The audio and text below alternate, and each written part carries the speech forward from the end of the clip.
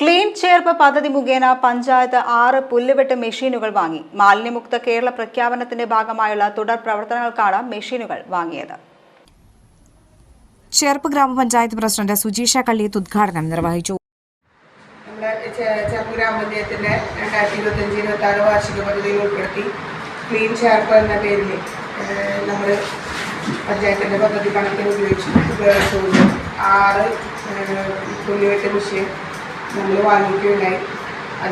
അത് വാർഡുകളിലേക്ക് വിതരണം ചെയ്യുന്ന ഒരു പദ്ധതിയുടെ ഉദ്ഘാടന കർമ്മമാണ് ഇവിടെ നടക്കുന്നത്. നമുക്കറിയാം, നമുക്കിപ്പോൾ തൊഴിലുറപ്പ് പദ്ധതി പ്രകാരം കുറച്ച് വർഷങ്ങൾക്ക് മുമ്പ് വരെ നമുക്ക് അവർക്ക് മഷോൾ അടിച്ചുകൊണ്ട് നമുക്ക് നമ്മുടെ പൊതുവഴികളെല്ലാം നമുക്ക് വൃത്തിയാക്കാനായിട്ട് സാധിക്കുന്നുണ്ടായിരുന്നു.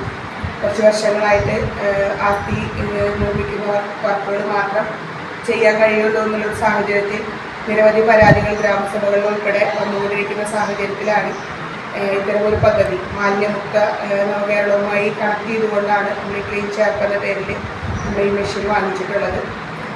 6 മെഷീൻ 22 വാർഡുകളിലേക്കായിട്ട് കൃത്യമായ മാനദണ്ഡങ്ങളോട് കൂടി കൊടുത്ത് നമ്മുടെ വാർഡുകളിലെ നമ്മുടെ പൊതുവഴികളെല്ലാം വൃത്തിയാക്കുന്നതിന് വേണ്ടിയിട്ടുള്ള കർമ്മത്തിന് വേണ്ടി ഈ മെഷീൻ്റെ ഔപചാരികമായ ഉദ്ഘാടന കർമ്മം നമ്മളിവിടെ നിർവഹിക്കുകയാണ്.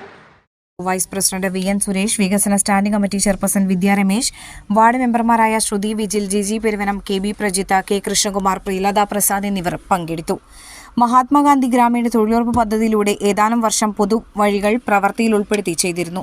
എന്നാൽ ആസ്തി സൃഷ്ടിക്കുന്ന പ്രവൃത്തികൾ മാത്രമേ ചെയ്യാൻ സാധിക്കുകയുള്ളെന്ന നിയമം വന്നതോടെ പുല്ല് വളർന്നും അതിൽ മാലിന്യം നിക്ഷേപിക്കുന്ന സാഹചര്യം കൂടി വരുന്നതും ഗ്രാമസഭയിൽ ഉൾപ്പെടെ നിരവധി പരാതികൾ ഉയർന്നിരുന്നു. ഇതിനു പരിഹാരമെന്ന നിലയിലാണ് പുല്ലുവെട്ടി മെഷീനുകൾ വാങ്ങിയത്. മെമ്പർമാരുടെ ഉത്തരവാദിത്വത്തിലാണ് വാർഡിൽ ആവശ്യമായ പ്രവൃത്തികൾക്കായി മെഷീനുകൾ കൈമാറുക. വരുന്ന വർഷങ്ങളിൽ പദ്ധതി വെച്ച് ഈ പ്രവൃത്തി നടപ്പിലാക്കാനാണ് ഉദ്ദേശിക്കുന്നത്.